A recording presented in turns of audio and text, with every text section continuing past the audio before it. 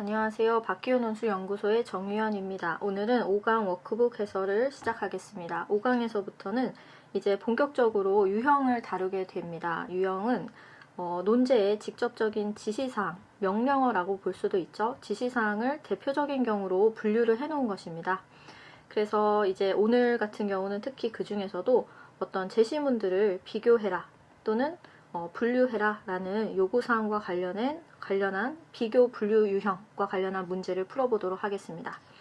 그래서 이런 대표적인 유형에 대해서 그 유형의 필수적인 논증 요소를 우리가 미리 숙지를 하고 있으면 좋은 점이 시간을 단축할 수 있다라는 장점이 있죠. 그래서 사고를 확장해야 되거나 아니면 창의적인 견해를 도출해야 되는 문제에서 충분한 어떤 여유를 확보할 수가 있습니다.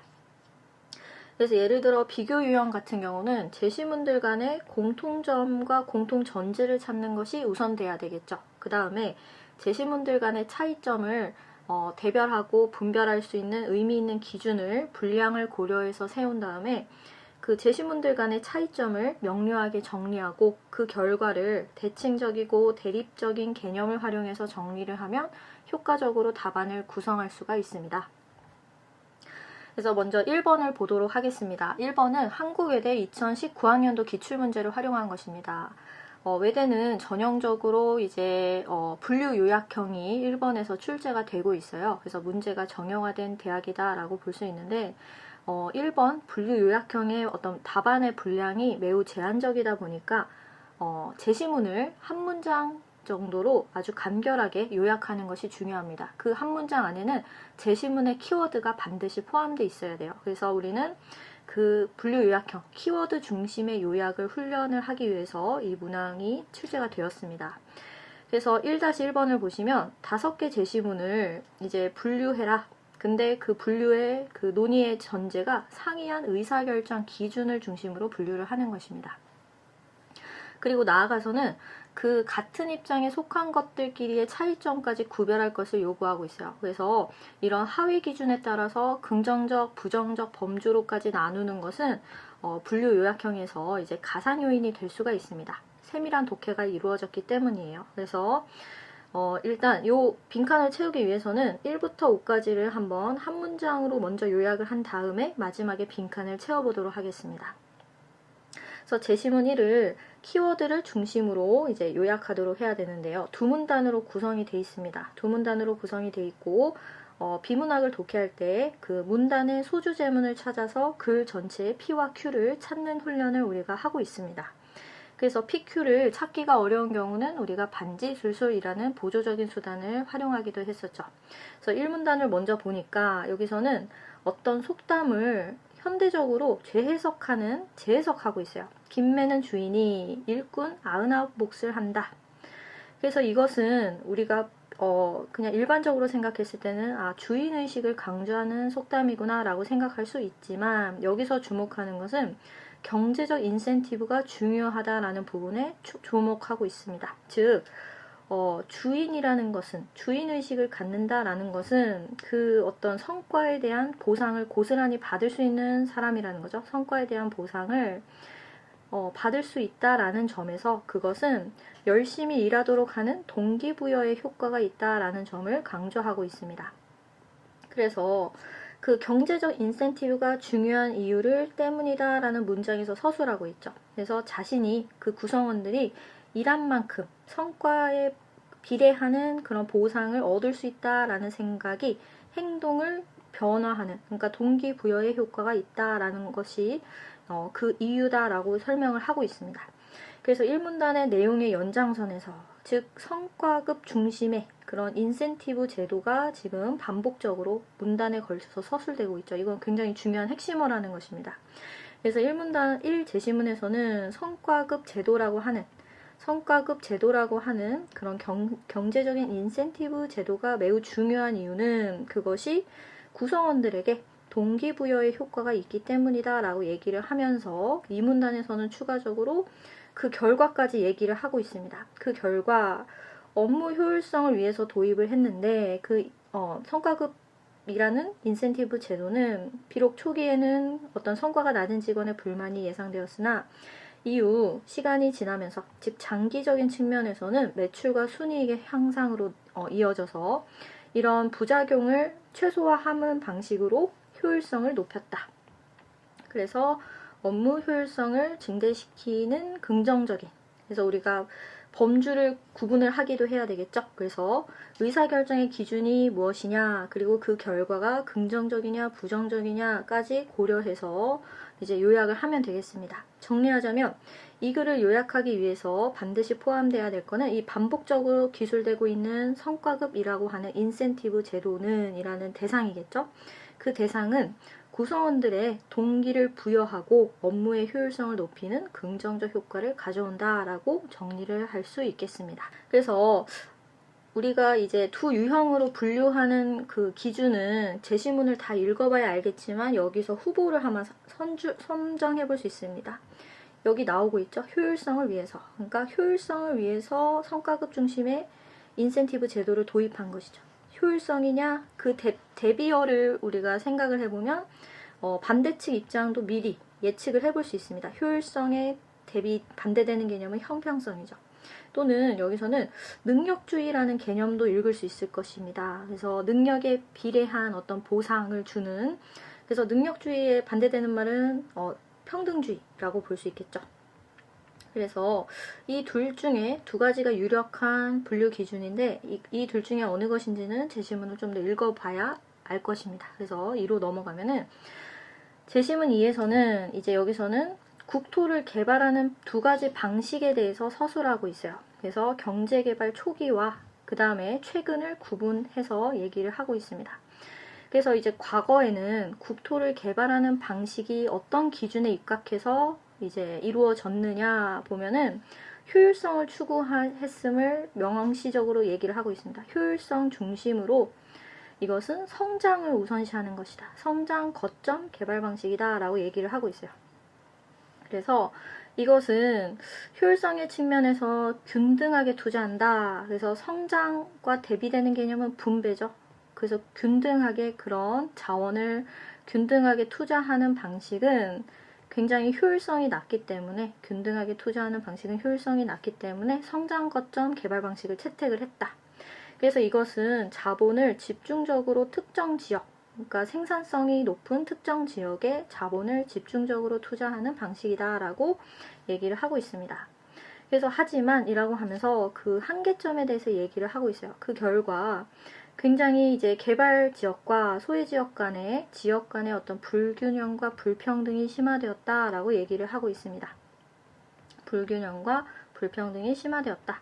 그래서 최근에는 이 문제점을 해소하기 위해서 새로운 개발 방식이 도입이 되었는데 그것은 바로 균형 발전이다 라고 얘기를 하고 있어요. 즉 이런 균등한 발전을 위한 형평성이라는 기준에서 자본을 집중적으로 투자하는 것이 아니라 균형 발전을 채택하는 방식을 통해서 성장 거점, 성장 중심의 그런 개발 방식의 한계, 즉 지역 불균형과 불평등이라는 문제를 해소할 수 있다라는 점을 구체적인 사례를 통해서 얘기를 하고 있습니다. 혁신도시, 기업도시, 이것은 구체적인 사례죠.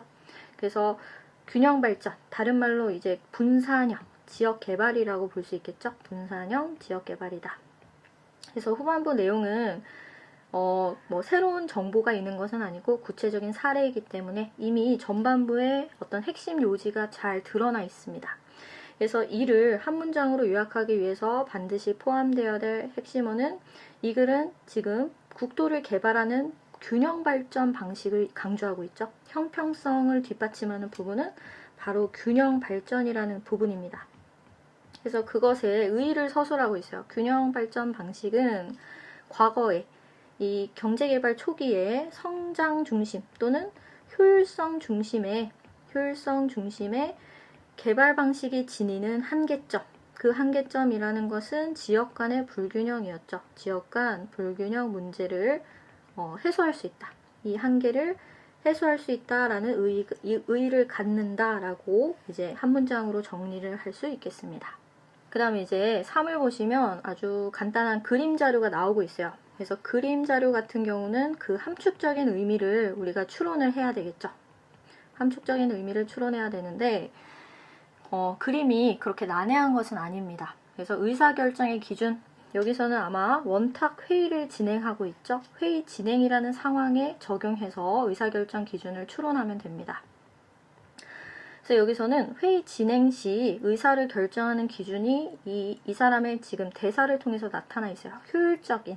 그래서 여기서는 회의 진행의 효율성을 이제 추구하는 가치를 삼고 있죠. 효율성을 추구하는 관점에서. 즉, 회의 진행의 효율성을 위해서 어떤 방식을 취하고 있느냐? 질문을 짧게 1분만 받겠다라고 하고 있어요. 그러니까 어떤 구성원들이 회의에 아주 평등하고 동등한 참여자임에도 불구하고 능동적인 참여자임에도 불구하고 구성원들의 질문 참여를 굉장히 일방적으로 동의를 구하지 않고 질문 참여를 일방적으로 시간을 매우 제한하고 있죠. 제약하고 있고 일방적으로 제한하고 있다. 그래서 그 결과에 대해서 우리가 또 범주화를 해야 되기 때문에 결과도 중요하죠. 그래서 굉장히 구성원들이 당황한 모습입니다. 구성원들이 다소 불만을 갖고 있는 상황이다라고 우리가 추론할 수 있습니다. 구성원들의 불만을 야기했다. 그래서 3을 정리하자면은 어떤 회의 진행의 효율성을 위해서 구성원들의 질문 참여를 일방적으로 제한한 결과 그 구성원들의 불만이 초래되었다라고 정리할 수 있겠죠. 구성원들의 불만이 초래되었다. 자, 그 다음에 이제 4에서는 석유 부국이었던 베네수엘라가 경제가 몰락하게 된 결과와 그 원인에 대해서 서술을 하고 있습니다. 그래서 1문단에서는 문제 상황에 대한 기술이에요. 문제 상황은 바로 베네수엘라의 경제가 최근 마비됐다라는 것이죠. 경제마비. 베네수엘라 국가의 경제마비. 그래서 그 경제마비는 국민들의 어떤 국외 이탈을 초래했다. 국민들의 국외 이탈을 초래했다라고까지 얘기를 하고 있습니다. 그래서 그 원인을 이 문단에서 서술하고 있어요. 그래서 이제 차베스 정권은 이제 석유를 국유화하는 정책을 채택했다. 석유 국유화. 그래서 석유 의존도가 매우 높은 상황에서 그 이익을 성장 중심 또는 효율성 중심의 정책에 투입하는 것이 아니라 그것을 이익을 대중들에게 평등하게 분배하는 방식을 채택하고 있어요. 대중에게 분배하고 있다. 그래서 이것을 과도한 평등주의 정책이다라고 얘기를 하고 있죠. 과도한 평등주의. 그래서 이런 대중의 이익에 영합하는 정책이라는 점에서 일종의 포퓰리즘 정책이라고도 볼 수 있겠습니다. 포퓰리즘 정책이라고도 볼 수 있는데 그 결과 이제 사회적 지출 비용이 증가했다. 사회적 지출 비용이 크게 증가했고 그 결과 그 다음에 이제 한계에 직면했다. 석유에 의존하는 경제 한계가 직면했다라는 것은 이제 재원은 고갈되는 상황에서 사회적 지출은 큰 폭으로 증가하다 보니까 그 결과 이런 경제적 기형 구조가 몰락할 수밖에 없었다. 경제의 몰락을 가져오게 되었다. 그래서 그 결과 이제 젊은이들을 중심으로 이제 국민들의 국외 탈출 현상이 심화되었다라고 얘기를 하고 있습니다. 그래서 여기서는 이제 의사결정의 기준, 즉 베네수엘라 경제 정책을 판단하는 기준은 효율성이 아니라 이런 평등주의 또는 형평성이라고 볼 수 있겠죠. 그래서 형평성을 뒷받침하는 부분, 이런 차베스 정권의 과도한 평등주의 정책이라고 먼저 얘기를 해야 되겠죠. 과도한 평등주의 정책은 부정적 결과, 경제 몰락, 그리고 그 다음에 국민들의 국외 이탈이라고 하는 부정적인 결과를 초래했다라고 얘기를 해야 하겠습니다. 부정적인 결과. 그래서 이런 과도한 평등주의 정책의 원인은 이제 석유의 국유화 정도를 이제 포함할 수 있겠습니다. 석유 국유화를 통한 과도한 평등주의 정책은 국가 경제에 부정적인 결과를 초래했다 정도로 요약을 할 수가 있겠습니다. 그 다음 이제 마지막 제시문 5는 동물농장의 사례예요. 여기서는 이런 우유, 그 다음에 사과, 같은 희소 자원이 분배되는 방식에 대해서 얘기를 하고 있습니다. 자원의 분배 기준을 얘기를 하고 있죠. 그럼 이제 자원이 어떤 기준으로 분배되고 있느냐 봤더니 죄다 어떤 집단의 특정 집단에 집중적으로 분배됨을 알 수 있어요. 돼지 집단에 분배되고 있어요. 그래서 그 나머지 동물들이 이제 수군되기 시작했다. 불만을 갖기 시작했지만 아무런 소용이 없었다. 그래서 이 문단에 그런 이유와 나름의 이제 항변을 얘기를 하고 있어요. 그 논거를 얘기하고 있는데 돼지들이 우유와 사과를 집중적으로 분배하는 이유. 그래서 여기서는 일단 문제 상황은 사과와 우유라는 자원이 돼지 집단에게 우선적이고 그 다음에 집중적으로 분배가 되고 있어요. 집중적으로 분배가 되고 있다. 그 이유는 이 문단에 나와 있어요. 그래서 여기서는 일단 이 자원은 돼지 집단의 건강에 필수적인데 이들에게 집중적으로 분배되는 이유는 이들이 이제 경영과 조직을 좌우하는 효율적인 경영을 명분 삼아서 일종의 핵심적인 지배계층을 이루고 있기 때문이에요. 그래서 여기서는 그 원인이 또는 목적이 효율적인 경영을 위해서 어쩔 수 없는 것이다 라고 얘기를 하고 있어요. 효율적인 경영을 명분 삼아서 이루어진 것이다. 그래서 그 결과 구성원들이 이제 자기들이 모인 곳에서는 수군되면서 불만을 갖기 시작했지만 힘이 없기 때문에 피지배계층인 다른 동물들 입장에서는 대응 방식이 없었다. 그래서 이런 우선적 할당, 돼지 집단 중심의 우선적 할당 방식에 군말 없는 합의를 할 수밖에 없었다. 불만이 없는 건 아니죠. 오히려 불만이 표출되지 못한 채 누적되고 있음을 부정적으로 언제든지 이제 극단적인 방식으로 표출될 가능성까지 있음을 이제 암시하고 있습니다. 그래서 구성원들의 불만이라고 하는 부정적 결과가 초래되었음을 보여주고 있습니다.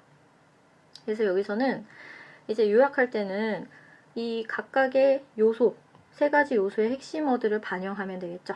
그래서 여기서는 효율적인 경영을 명목으로 이 돼지 집단에게 자원을 우선적이고 집중적으로 배분하는 방식은 구성원들의 불만을 야기했다. 또는 이로 인해 구성원들의 불만이 이제 표출되지 못하고 누적되었다라고 이제 서술해도 되겠습니다.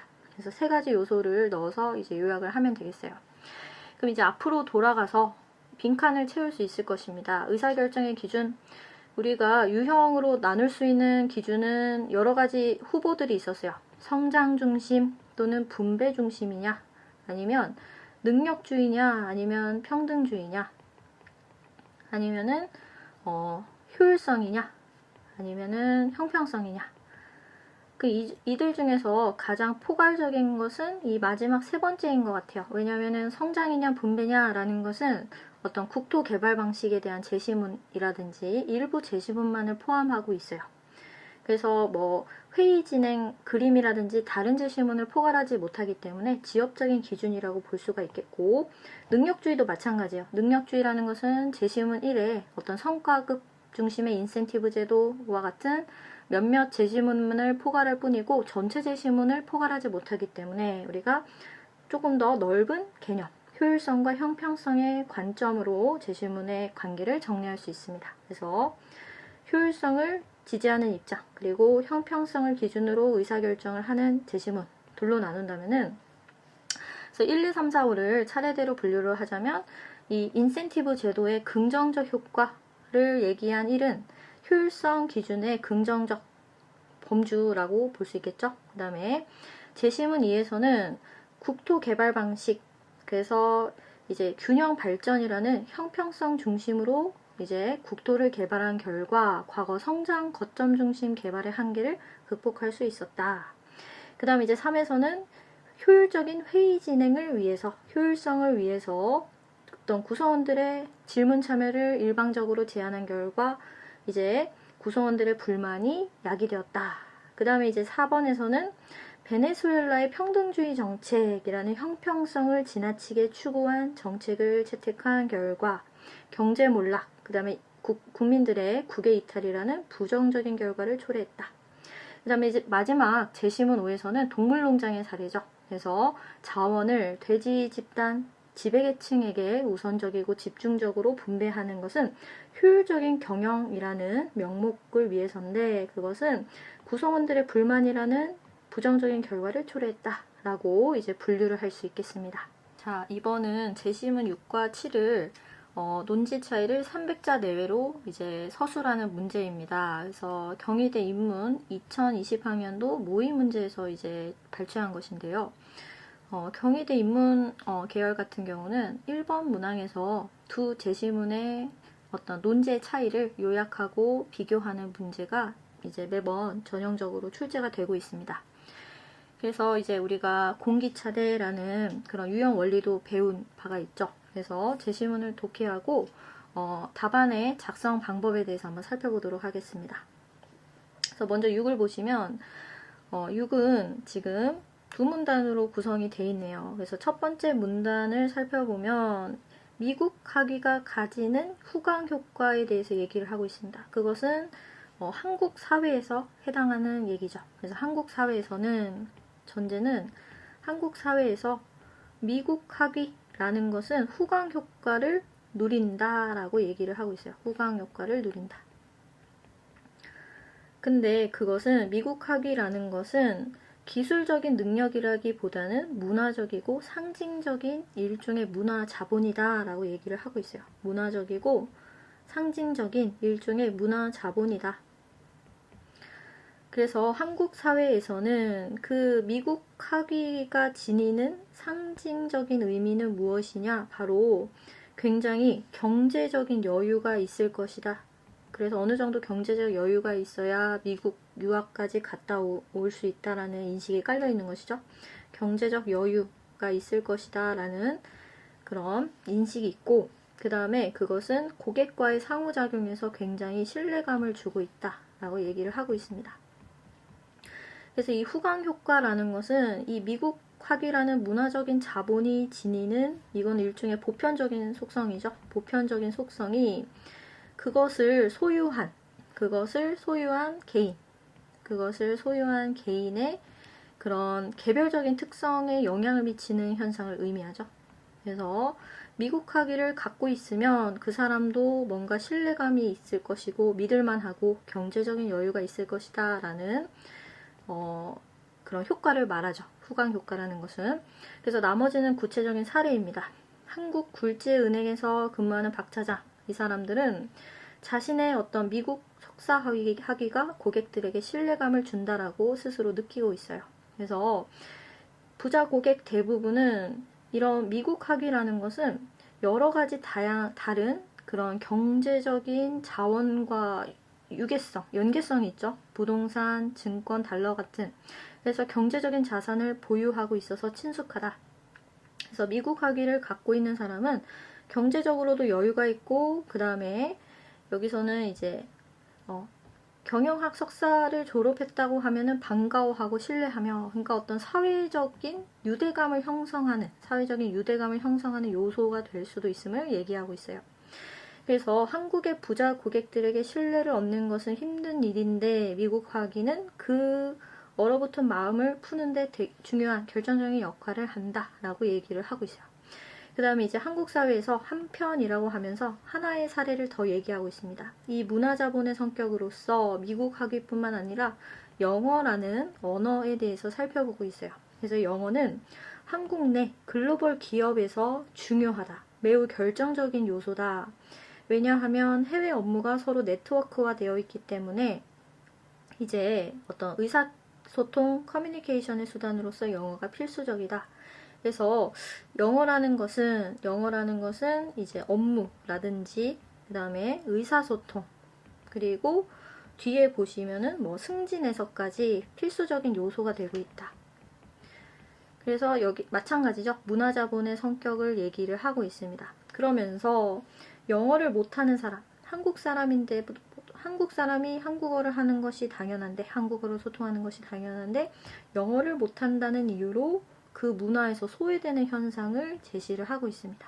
그래서 영어를 못하는, 영어 능력이라는 문화 자본을 소유하지 못한 대다수, 영어를 하지 못하는 사람은 소외되고 승진에서도 누락되는, 승진에서도 탈락되는 그런 문제를 얘기를 하고 있습니다. 자, 그럼 이제 이 제시문 6을 어떤 관점에서 비교할지는 이제 7까지 한번 견주어 봐야 되겠죠. 7 제시문을 보시면 여기서는 반대로 6에서는 그 한국 사회에서 미국 학위나 영어와 같은 글로벌 문화 자본을 다루고 있는 반면에 그것을 바라보고 있어요. 미국 학위나 영어와 같은 세계에서 통용되는 글로벌한 문화 자본에 대한 어떤 그 평가의 내용이 담겨져 있죠. 반면에 이제 7에서는 한국 고유의 정체성과 특수성이 담긴 선비정신 문화를 얘기하고 있습니다. 그래서 일단 두 제시문을 비교하기 위해서는 두 제시문을 관통하는 공통주제를 찾아야 되겠죠. 공통주제는 바로 문화가 되겠습니다. 즉 한국의 정체성과 특수성을 반영하는 그런 선비정신이라는 문화, 그리고 6에서는 미국 학위와 영어라고 하는 글로벌 문화자본. 그래서 이 선비 정신에 이제 반대로 여기서는 세계화 가능성이 있다라고 주장을 하고 있죠. 그래서 한국의 정체성을 표현하고 그것을 세계에 소개하는 개념으로서 선비 정신을 채택할 것을 나는 주장하는 바이다. 그래서 이 선비 정신의 아주 긍정적인 자질들을 쭉 얘기하고 있어요. 이 잠재력의 의미는 뭐냐? 한국 사회와 역사에 깊숙이 뿌리 박혀 있는, 그러니까 굉장히 한국인들만 공유하고 공감할 수 있는 특수성이 있는 것임에도 불구하고 그것이 세계화될 수 있는 근거가 무엇인지 봤더니 그것은 바로 도덕적인 삶, 그리고 학문적인 성취에 대한, 학문에 대한 그다음 결연한 의지와 그다음에 실천을 드러내는 것이다. 근데 그 각 문화마다는 이런 어떤 도덕과 학문에 대한 나름의 가치관은 나라마다 문화마다 갖고 있기 마련인데 왜 선비정신이어야만 하는지의 이유는 아직 드러나지 않은 상황이죠. 그 다음에 이제 또 선비정신은 공동체 의식, 이건 이제 개인적 차원에서의 얘기고 사회적 차원으로 확장을 해보면 사회적으로는 수준 높은 공동체 의식을 이제 유지하면서 이제 다양성, 이질성을 포용할 수 있는 장점이 있다. 이질성을 포용한다.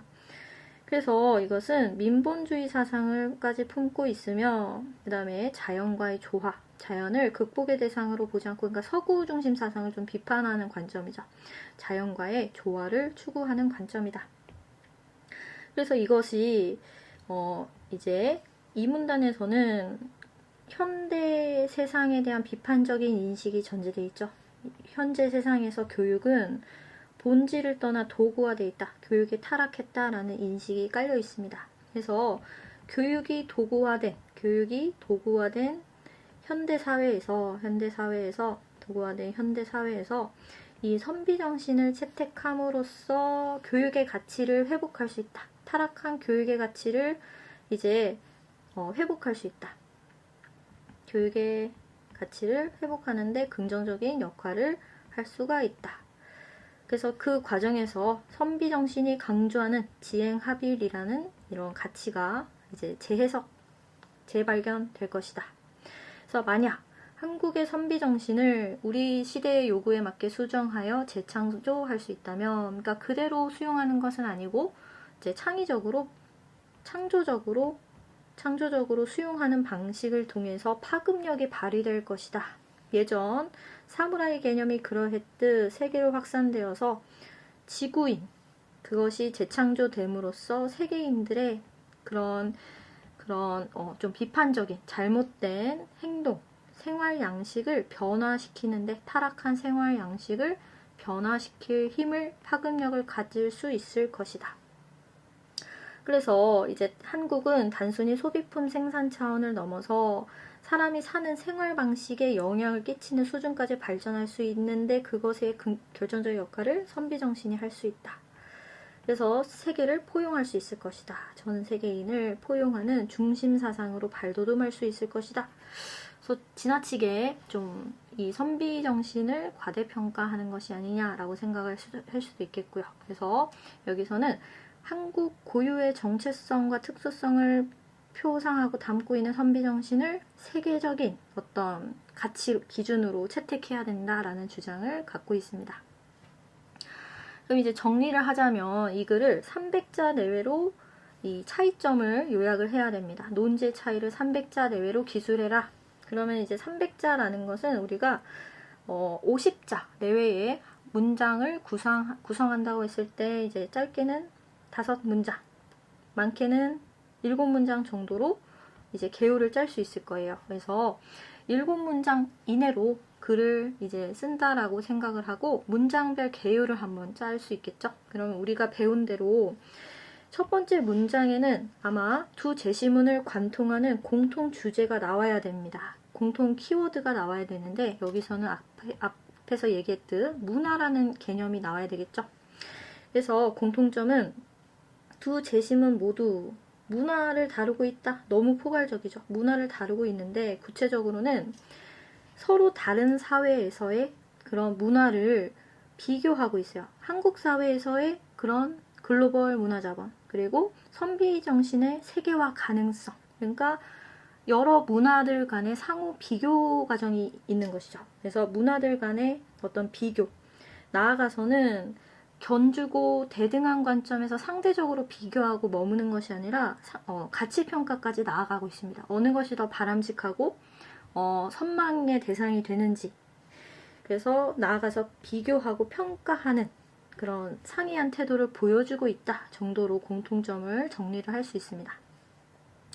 그 다음에 이제 두 번째로는 그 차이점, 문화를 비교하고 평가하는 태도에 대해서 이제 얘기를 해야 되겠죠. 이것은 일종의 기준, 비교 기준으로서 작용을 한다면 이제 6에서는 글로벌 문화자본을 선망의 대상으로 여기고 그것을 소유하지 못하는 한국 문화를 다소 열등한 것으로 인식한다. 우리가 그것을 사회문화 시간에 어떤 개념으로 배웠나요? 그것을 이제 문화 사대주의다라고 배웠습니다.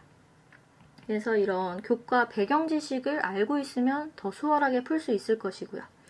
그래서 이제 여기서는 6에 나타난 그런 미국 학위 또는 글로벌 문화자본이 갖는 미국 학위나 글로벌 문화자본이 갖는 후광 효과라는 구체적인 사례를 분석함으로써 이것은 문화를 평가하는 태도에 있어서 문화 사대주의적 관점을 보여준다라고 얘기를 할 수 있을 것입니다. 그 다음에 이제 그것을 구체적으로 뒷받침하는 이것이 이제 Q라면 그걸 뒷받침하는 P를 서술해야 되겠죠. 그래서 어떤 점이 사대주의적 관점을 드러내고 있느냐. 그래서 이것은 어떤 자기 문화.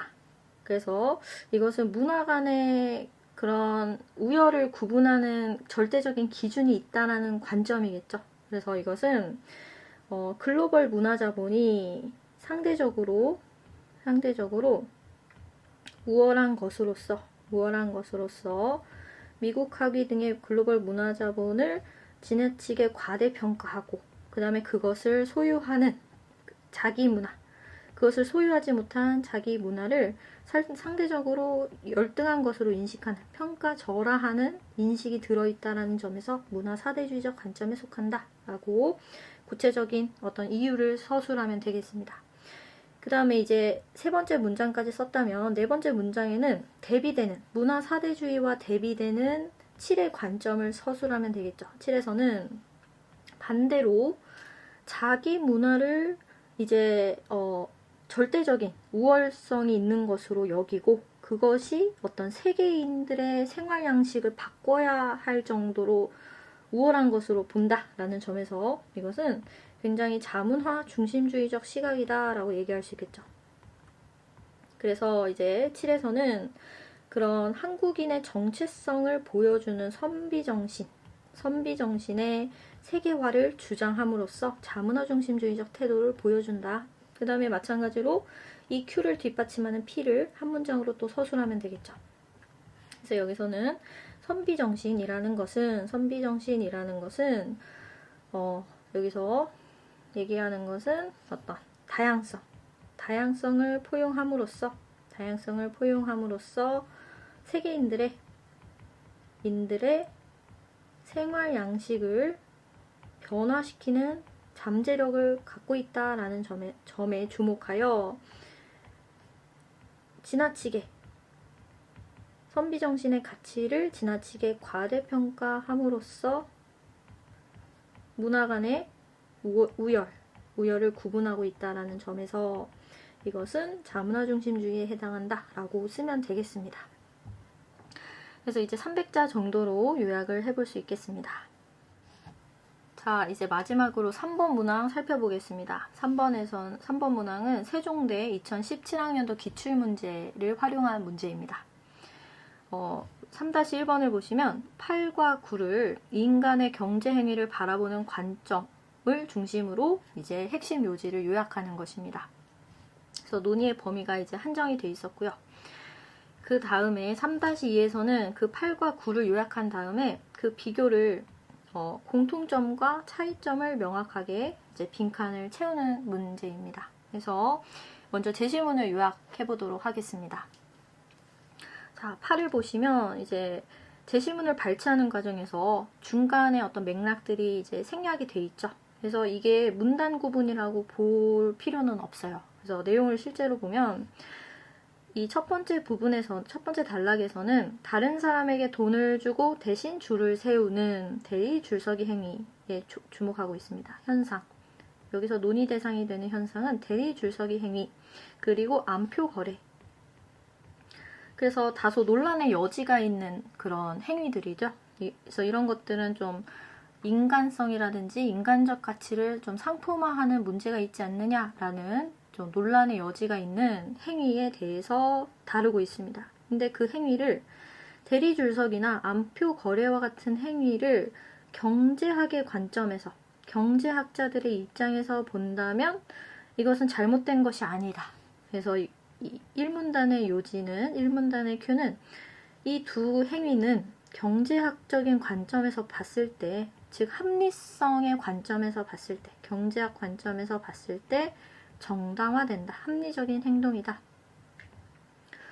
그래서 만약 내가 어떤 사람에게 돈을 주고 대신 줄을 서게 한다고 할 때 별 문제 없다, 하지 못할 이유 없다, 그냥 주장을 반복적으로 나열하고 있죠. 그래서 1문단의 Q는 두 가지 행위는 경제학적 관점에서 정당화된다. 그걸 뒷받침하는 P가 두 번째 문단에 서술돼 있어요. 그러니까 이것을 하나의 내용 단락이라고 묶을 수 있습니다. 그래서 보시면 이 거래를 했다라는 사실은 결과적으로 그 거래 당사자들의 상호 이익을 증대시킨다. 이유는 그 거래 당사자들, 거래에 참여, 시장에서, 이것은 이제 거래라는 것은 기본적으로 시장에서 일어나는 경제 행위죠. 시장에서의 대리줄서기와 암표 거래는 거래 당사자들의 상호 이익을 증대시키기 때문에 문제없다.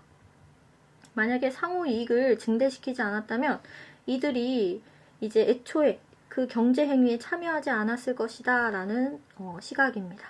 그래서 거래 당사자들의 상호 이익을 증대시킬 뿐만 아니라 세 번째 문단 보시면 시장에서 거래가 이루어지면 그 시장 거래 참여자들의 행복을 증진할 뿐만 아니라, 그러니까 당사자들의 행복 효용을 증진할 뿐만 아니라 사회적 전체 효용까지 증대된다. 사회적 효용이 증대된다라고 얘기를 하고 있어요. 이것을 이제 상수라고 있죠. 이것이 바로 재화를 가장 효율적으로 분배하는 방식이다. 재화의 효율적인 분배에 기여한다. 여기서 효율적으로 분배한다라는 것은 어떤 재화를 그 재화의 가치를 가장 높게 평가하는 사람에게 재화가 분배된다라는 의미겠죠. 그러니까 재화가 창출하는 가치가 가장 극대화될 수 있다라는 거겠죠. 그래서 여기서는 그 지불 능력에 따라서 그 높은 가치를 매기는 사람에게 우선적으로 재화가 분배되기 때문에 그러한 점에서 사회 전체의 효용을 증대시킨다라고 얘기를 하고 있어요. 그래서 제시문 이제 8을 요약하기 위해서는 시장에서의 거래 당사자들의 자발적인, 그 다음에 자유로운, 시장에서 거래 당사자들의 자유로운 또는 자발적인 거래가 어떤 결과를 가져오느냐, 그것은 어떤 상호이익뿐만 아니라 거래 당사자들의 상호이익을 증대시킬 뿐만 아니라 사회 전체의 효용을 증대시킨다. 결국 효율성을 높인다라는 거겠죠. 결국 효율성을 극대화한다. 그래서 긍정적으로 평가하고 있습니다. 그 다음에 구 제시문을 요약을 해보도록 하겠습니다. 구에서는 경제학자들은 이런 복잡한 인간의 행동을 게임이나 실험으로 굉장히 모형화하고 단순화하죠. 그래서 유명한 최후 통첩 실험이 나와 있습니다. 이 실험은 어떻게 구성이 되느냐, 실험 대상이 민수와 영의로 나뉘고 있어요. 그래서 지금 1만 원을 분배하는 상황이 가정이 돼 있죠. 실험의 분배 과정에서 민수라는 것은 이 1만 원을 어떻게 분배할지에 대한 분배 권한이 있는 어떤 제한자라고 볼 수 있습니다. 분배 금액을 제한하는 사람. 그래서 분배의 권한이 있고요.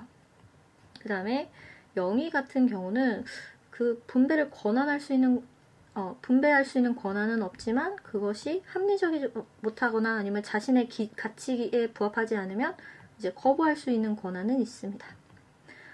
그랬을 때 이제 제시문 8에 나타난 그런 경제학자들의 통념, 경제학자들의 시각에서 바라봤을 때 실험 결과를 예측하건대 이들은 경제학에서 말하는 것처럼 만약에 자신에게 개인적 차원에서 이익을 최대화하는 방향을 추구한다면 영의 입장에서, 즉 이 제안을 수락하는 입장에서는 단돈 100원이라도 받는 것이 이득이다. 그래서 영원을 초과하는 이익, 그래서 그 분배가 불균형한지와 무관하게 자신의 이익을 극대화하기 위해서는 영원을 초과하는 이익을 수락할 것이다. 하지만 이것은 실제 실험 결과와는 괴리가 있었죠. 실제 실험 결과는 이와 달랐다. 그래서 이런 통념을 반박하는 사례가 나타났는데 여기서는 그런데 그게 아니었다. 평균적으로 30% 미만의 분배에 대해서는 단호하게 포기했다. 그것을 거부권을 행사했다. 그래서 이를 통해서 이 거부 행위가 의미하는 바는 뒤에서 의의를 얘기하고 있어요. 어떤 부정의한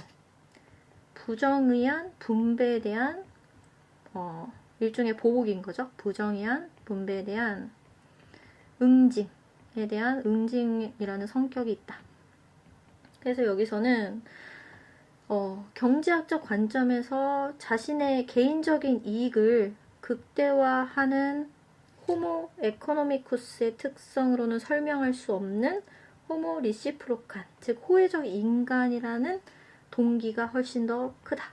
호혜성을 추구하는 인간의 성격이 훨씬 더 강하다라고 얘기를 하고 있습니다. 그래서 구를 요약하기 위해서는 이런 통념에 대한 반박의 차원에서 호혜성을 추구하는 인간의 관점을 얘기해야 되겠죠. 즉 경제학적 관점에서 인간은 경제학적 관점에서 자신의 이익을 극대화하지 않고 상호 공생, 그래서 호혜성을 추구하는 특성을 갖는다 정도로 요약을 할 수 있겠습니다.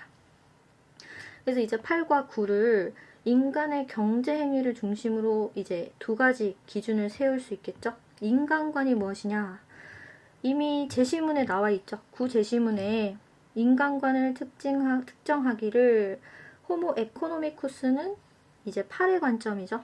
8의 관점에서는 안표를 거래하거나 대리줄 서기를 하는 행위는 개인적 차원에서 자신의 이익을 극대화할 수 있다라는 점에서 합리적 인간관에 부합하기 때문에 경제학자들이 정당화할 수 있다라고 주장하죠. 그래서 여기서는 합리적인 인간, 그리고 인간의 본성은 이기적인 본성을 강조하고 있습니다. 그에 비해서 9에서는 합리적 인간관으로 도저히 설명할 수 없는 실험 결과가 나왔어요.